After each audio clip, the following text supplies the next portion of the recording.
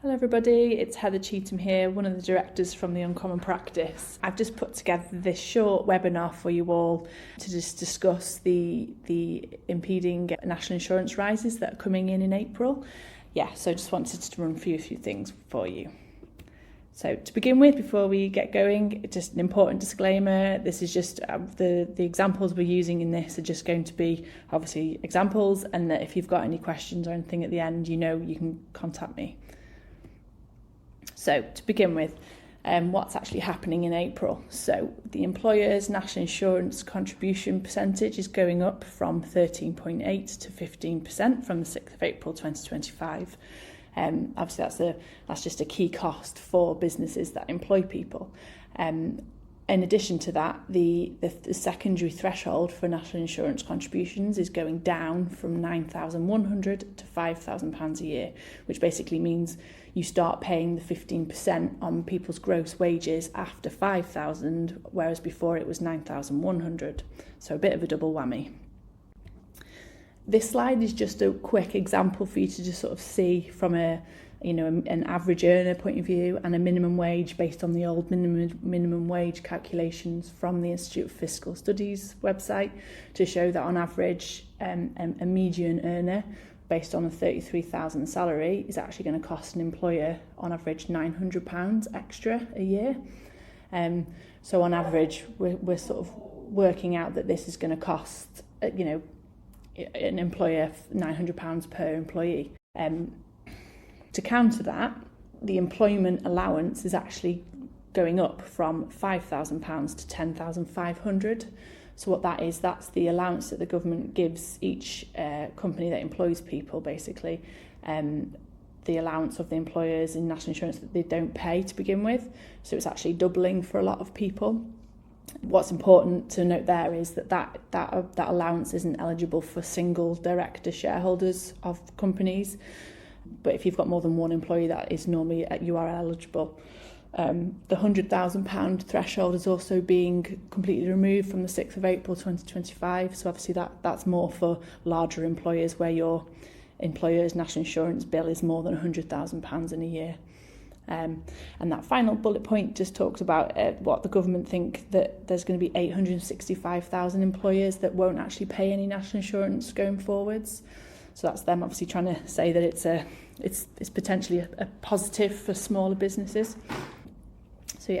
So the areas where I thought it would be good to focus for our client base in particular would be these three areas of, your sole director shareholders, where you've got two directors and shareholders potentially of a business, and then more than two employees.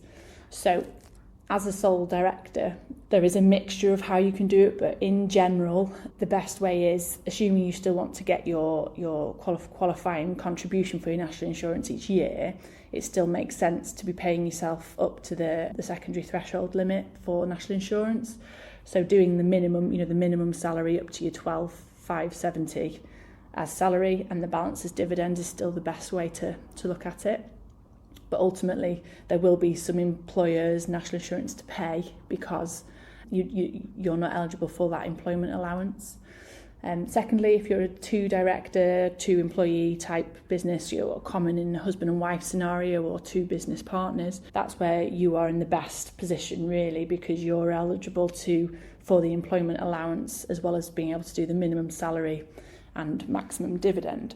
And then the more than two employees position, that can really vary. Like I said, from that graph on the original previous slide, when you're around the sort of 5 or 6 employees, you actually would be benefiting because the employment allowance is going up. Therefore, the employer's national insurance will the increase won't actually be, you won't be affected by it. But if you're more than that many employees, then doing that calculation is a very important thing to do. Just going back to the point about sole director shareholders and about what's the best thing to do. Some clients sort of said, what about taking it to do the 6,500 threshold for national insurance? Now that would be the minimum of the national insurance employers you'd pay. But if you think about if you're in a company structure, you're actually missing out on the corporation tax relief that you'd have if you were to pay yourself the salary of 12.5. So It does vary depending on your company's position and what that rate of corporation tax your company pays. So as I'd say, everyone's scenario is slightly different, and hopefully this webinar can help you sort of understand the basics. But if you're actually wanting to look at your specific details, then please do get in touch. And then finally, just to mention about the national minimum wage increases from April as well, because obviously that's going to potentially be an impact depending on what industry you're in and what type of your workforce mix is. And really the stark contrast for me is to sort of point out that essentially because of the enforced minimum wage increases, which obviously are not an issue with that at all, but you sort of go, an apprentice is getting in theory a 20% increase, or even a 21-year-old's getting a 6.7% increase. So then does that mean you've got to give the rest of your workforce a 6.7% increase? And obviously the additional costs to go with that, it's obviously a thought-provoking table to think about really. So I'll just leave that there for you. So moving on to, if there's anything we can do to help with, preparing for this, because ultimately it's a cost that is uncontrollable to an extent. It's making sure you're working out what the impact is for you, whether there is an actual impact of the cost, and then building that into your cash flow forecasts and budgeting for the next 12 months, 2 years to see, how your business can actually get through this and work through the additional costs. So we sort of do like to talk a lot about, doing a cash flow forecast, being able to see what's coming based on what we know. And also, doing a forecast isn't rocket science. It's basically what cash you've got in the bank right now, what cash you're expecting to bring in and out in the set period of time is sort of the basics of what a cash flow forecast is. Now, obviously, it can be done fairly basically by yourselves, or, obviously we're here to help if you need us to. So please do get in touch. And following on from that, obviously budgets are very important as well to be able to set some at the start of your financial year to sort of see where you're wanting to be in the next 12 months or even in a shorter period.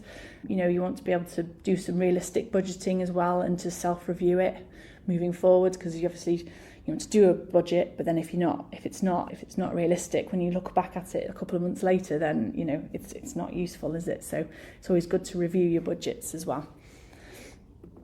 And just another final point on making sure you're making the most of all your allowances and reliefs that are available to you specifically in your industry or in general in our country, or the tax reliefs that there are available, capital allowances, business rate relief, any R&D, things that are listed there. And obviously from a tax efficiency point of view, leading up to your tax year end, making sure that you're making the most of your pension contributions as well is a big option to do. So then just financial resilience and access to capital as well. So we don't want to just be your tax accountant who just tells you what your tax is going to be at the end of the year. We're really here to wanting to help you with doing your forecasting, your budgeting, what options there are out there for grants and funding and finance options, whether that's loans, or funding or debt restructuring or lines of credit, that having your financial information in the right order is the best start point that you can put your business in to be able to apply for things. So speak to us, speak to your accountant, speak to your bank, and all sorts of different stakeholders in your local area. Finally, just a bit of a look of a KPI dashboard that we can offer based on the software that we use to help you run your business. I think obviously the green and the reds really help with visualizing how well on track your business are or maybe not, based on the data that we can input into it to make it helpful. So yeah, again, if you're really interested in that, you know where I am to ask. Finally, take action. We'd just like to finish off with this, just to say, we're here. Speak to me, speak to Marlon. For your accountants already. So please get in touch. Be clear with your cash flow forecast and budgets, and make sure you're happy and you understand what your financial figures are telling you. Don't just assume that your accountant's doing what's right for your business. So it's your responsibility. Yeah. I think that's everything. There's just take action. We spoke about most of those things really, and then most importantly, look after yourself and your well-being, because business and life are very much intertwined, and obviously with rising costs and everything at the moment, it's really important that you look after yourself as well as your business. So, okay, I think I'll wrap that up there, and thank you very much for listening.